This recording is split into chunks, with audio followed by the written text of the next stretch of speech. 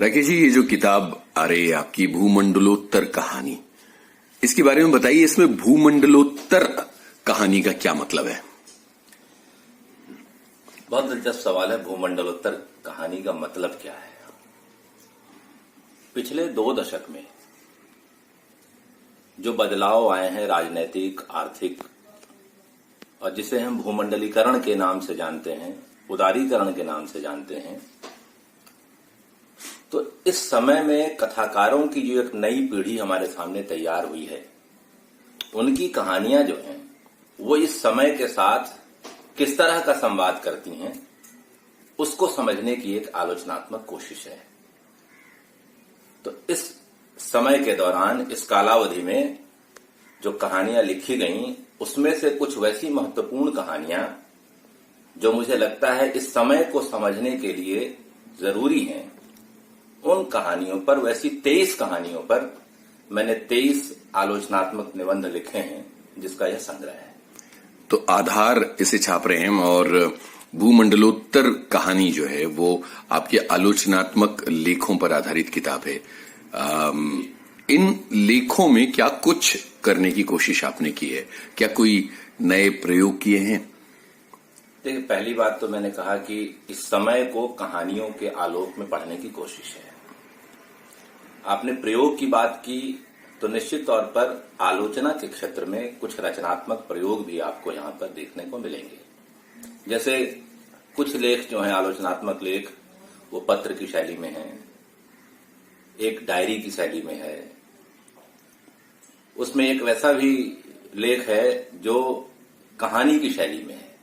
तो इस तरह के जो रचनात्मक प्रयोग हैं, हालांकि पत्र वगैरह की जो शैली है, पहले भी लोगों ने उस तरह के प्रयोग किए हैं, खासकर आयन जी ने, लेकिन कहानी की शैली का जो प्रयोग है, इसमें इस तरह की चीजें आपको देखने को मिलेंगी, जो अंततः इस उद्देश्य के साथ की गई हैं कि आलोचना की जो पाठकीयता है, उसका जो पाठक वर्ग है, वह भी बढ़े, और आलोचना पढ़ते हुए आपको एक रचनात्मक चीज को पढ़ने का सुख मिल सके।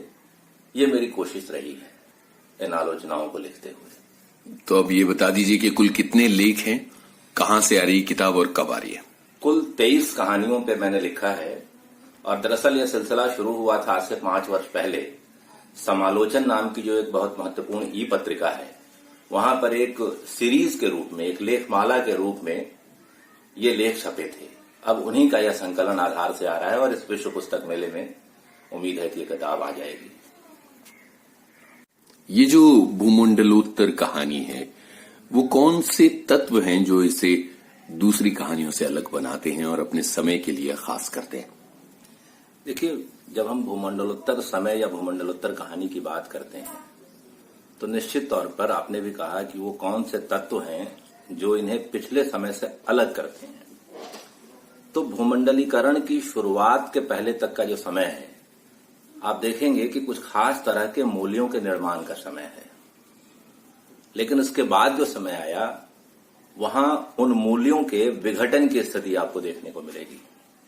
लेकिन मूल्यों के विघटन का यह दौर जो है, बिल्कुल वैसा नहीं है जिस पर हम छाती कूट कर कहें कि सब कुछ खत्म हो गया, बल्कि इस विघटन के भीतर से ही कुछ पुनर्निर्माण के भी सूत्र आपको देखने को मिलेंगे। वैसी चीजें जो पहले नहीं थीं।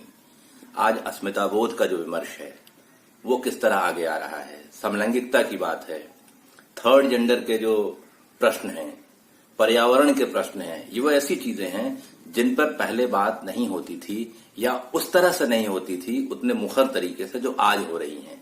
तो ये सारी चीजें जो है वो कहीं न कहीं इस भूमंडलोत्तर समय की वैसी विशेषताएं हैं जो इसे अपने पिछले समय से अलग करती हैं। तो निश्चित तौर पर यहां जिन कहानियों का चयन मैंने किया है, वैसी कहानियां भी हैं जो इन विषयों को छूती हैं, और निश्चित तौर पर जब उन कहानियों का चयन कर उन पर आप बात करते हैं, तभी जाकर इस समय के संदर्भ, इस समय के प्रश्नों पर आप ठीक से बात कर पाते हैं।